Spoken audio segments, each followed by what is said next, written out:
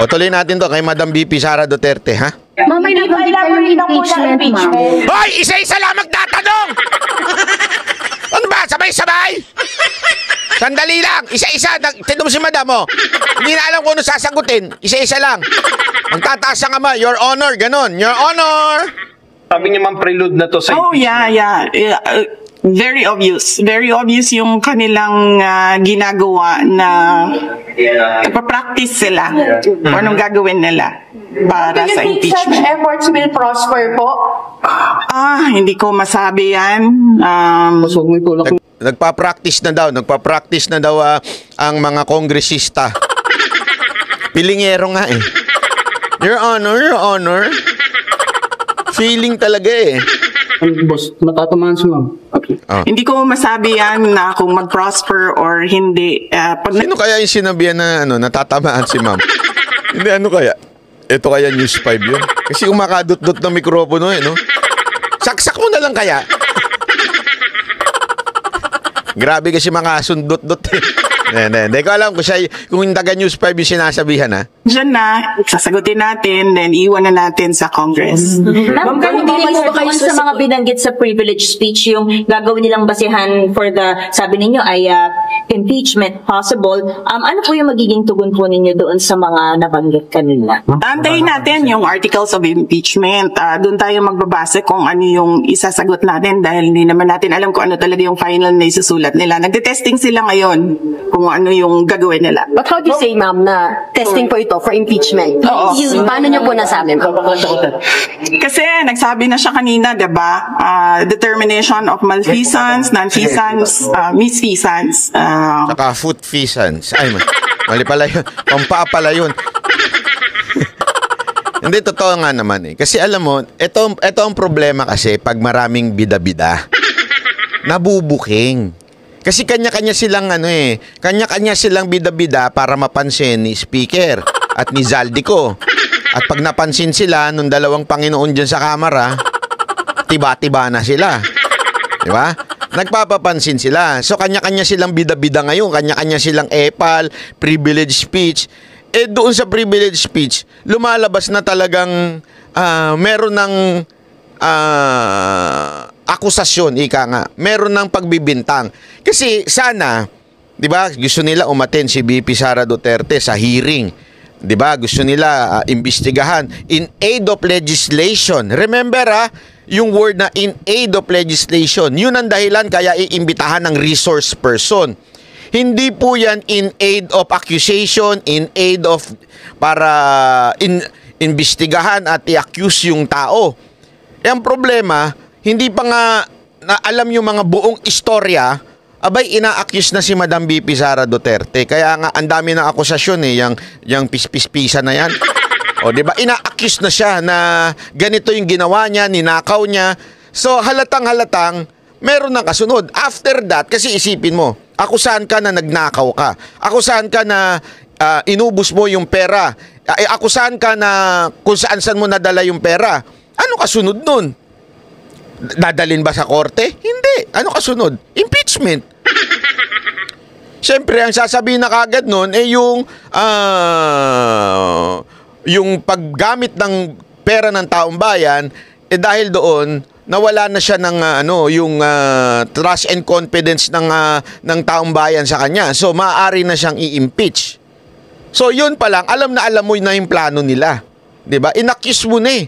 Hindi nga sana, alam mo yun, nag-privilege ka, tatanungin mo, we would like to invite VP Sara Duterte so that we would know the real story, what happened to the ganito. Hindi eh. Sinabihan mo na kaagad. Di ano pa ba kasunod nun? Pasasabihin nila walang impeachment. Ganun kayo katanga? Pagkatapos yung akusahan yung tao nagnakaw na. Pagkatapos yung akusahan na binulsa na yung pera, hindi nyo i-impeach? Ano gagawin nyo? Wala lang. Kwentuhan lang, chismisan lang to. Nagchichismisan lang kami. Sinisiraan lang namin si VP Sara Duterte. Kasi kung sasabihin ninyong, kung sasabihin ninyo nagnakaw na yung tao, tapos hindi nyo pa-impeach, ano ibig sabihin nun? Nagchichismisan lang kayo. Di ba? Nagchichismisan. Kasi halimbawa yan halimbawa. yung kapitbahay mo, nakita mong nangangalunya yung asawa, ano dapat gawin? Tandaan ninyo, it is a crime. Adultery is a crime. So kung nagkikwentuhan lang kayo, alam mo ba yung kapitbahay natin? Kung sino-sino kumatin? Mga ganyan-ganyan. O yung kapitbahay natin, alam mo ba, grabe, pag-uwi, may shampoo. Anong tawag mo doon? Chismisan. Pero kung inaalam mo talaga, bakit kaya ganito? Ay, nakita ko siya, may kasama. Tapos, pwede ka na alam mo yun, sabihan mo doon yung asawa, para may yung asawa magdemanda ng adultery, di ba? Ganun. Hindi kasi ang motibo mo, hindi i-chismis. Ang motibo mo, para talaga mabigyan ng hustisya yung asawa. Tama, mali. Pero kung, ibig sabihin nun, chismoso ka lang. Kaya nga sinasabi ni VP Sara Duterte dito, kayong mga congressman, nagkikwentuhan na, ina-accuse nyo na siya. So ano na kasunod yan? Siyempre impeachment. Alang naman umaamin kayo, mga puro kayo chismosa lang dyan. So, ibig sabihin, merong ginawang mali. Vice, And you say, and that for you. bakit pumarap kayo sa mga congressman kahit alam nyo na kayo mismo yung iimbestigahan dito sa pagdinig? Opo, nakatanggap ako ng invitation mula sa kanila para sa pagdinig ngayong umaga na ito. At marami sa mga opisyal ng Office of the Vice President nakatanggap din ng invitation. And lahat sila, ako yung pinadala nila na authorized representative nila. Kaya nandito ako. Bakit hindi kayo nagdalawang isip na hindi dumalo?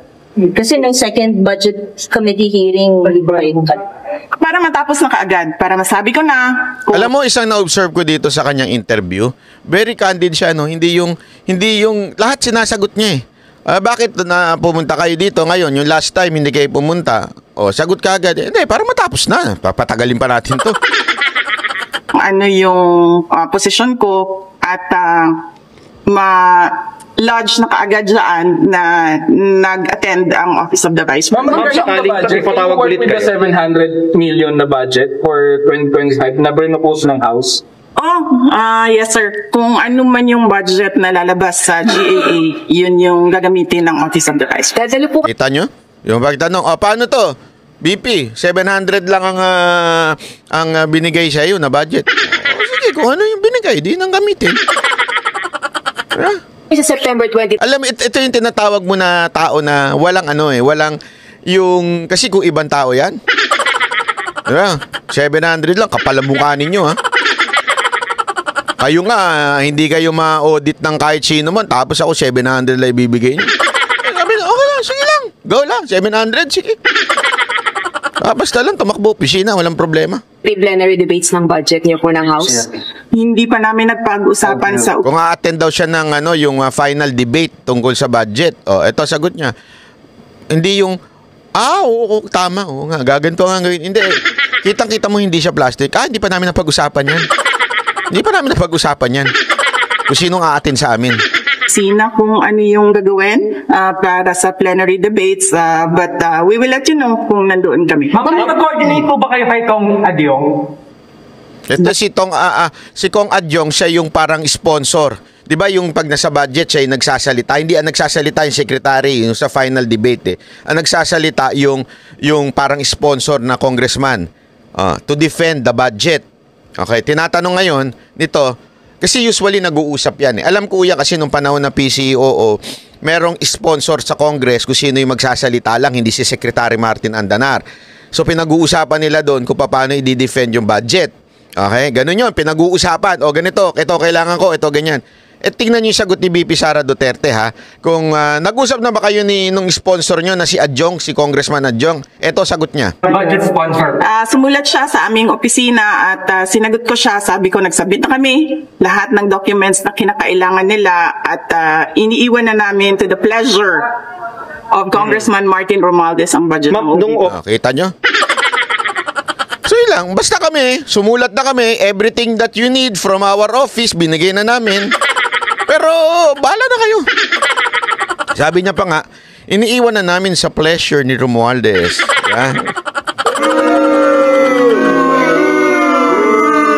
Ayan yan yung malaman na, ewan ko kung na-gets ng mga reporter. Pero sinasabi dyan, si Romualdez lang naman nagdidesisyon ng budget. Bakit pa kailangan nating i-defend sa entire plenary yun?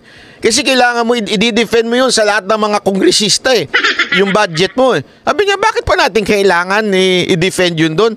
Si Romualdez lang naman nagdi-decide. Paulit-ulit yan ha. Laging pinopoint out yan ni BP Sara Duterte. Pleasure of the Speaker of the House. Siya lang naman na nagdi-decide. Si Romualdez lang naman. Wag na natin pag-usapan. Mukha tayong tanga, di ba? Hindi, totoo nga naman, di ba? Magmi-meeting pa kayo. Kunwari, yung sa school ninyo, meeting tayo, project meeting. Isa lang naman din ang gagawa. Bakit pa kayo nag-meeting? Para lang masabi na nag-meeting kayo. O kaya gusto nyo lang magligawan. Hindi kasi may mga ganun. Although ako sa sa all boys school ako. May ganun all sa mga co-ed na school, yung babae lalaki. O tara, project meeting tayo. Yung pala tsuktsakan lang. Di ba? Mo project meeting. Saan tayo? Kaninong bahay tayo? Kaninong bahay? Yung pala may mangyayari lang hindi maganda. Yung mga palusot ng iba dyan, project meeting, pero nagti-TikTok lang sila. TikTokan lang sila. Pag gumaganon na sila sa bahay, di ba? TikTokan pa ako nari. Pero bandang uli, TikTokan, tsuktsakan. Ganun na eh. Hari lang yun, ha? Project meeting, pero sa totoo lang, isa lang gumagawa. Dito, sinasabi ni Bibi Sara Duterte, isa lang din naman nagdi-decide. Si speaker lang naman din eh. Bakit ba natin kailangan mag-usap-usap? Ining po nung plenary debate, sinabi po ni Martin Romualdez, si Speaker po, na hindi daw ito tolerate ng House ang hypocrisy and Huwag daw magturo ng kamay. Huwag daw magturo ng kamay. Ito, matindi ito sinabi niya. Hypocrisy daw yung sinasabi ni Romualdez, wag daw nagtuturo ng kamay. Tingnan mo sagot ni Bibi Sara dito. Wala to, unrehearsed, hindi scripted. Diretso, Yung mga daliri, kamay. misuse of funds. Yun yung ginagawa nila ngayon di ba? Nagtuturo sila ng daliri nila. Ilang daliri yung nandyan sa loob ngayon. Tama nga naman. Kasi yun na sinasabi ni Romualdez, diba? Wag nagtuturo dyan ako sinong masama. Ganyan. Ito lang yung manis in age, blah, blah, blah. Di ba ganun naman ang ginagawa nyo sa akin? Lahat kayo nagtuturo sa akin na ikaw, BP, o yung Office of the Vice President, yung confidential, blah, blah, blah, blah. Sa inyo nakapoint yun. Isa lang ang nakaturo kay BP Sara, yung the rest nakaturo sa inyo. Unless ganyan kayo, o kaya parang kayo yung mga siraulo, mga pinklawan. Mga abnoy na ganun yung mga pinklawan. Hindi ganun kayo magturo di ba? Yan ang ginagawa ni Romualdez ngayon, nagtuturo. Yan ang buong kamera. Na ginawa ko daw. Ma'am, kung hindi kayo patatakbo ng 2028, tatakbo kayo ng 2025? Sandali, sir. Ang layo ng 2034. 25. Hindi ako tatakbo sa 2025 elections. Magpapahinga ako for midterm elections. Ma'am, nasabi pala. Antindi nun. Ang lalim nun, Brad. Malalim yung Brad. Hindi, baka akala ninyo, tanong kasi sa kanya 2028. Magpapahinga ako ng 2025. Bakit?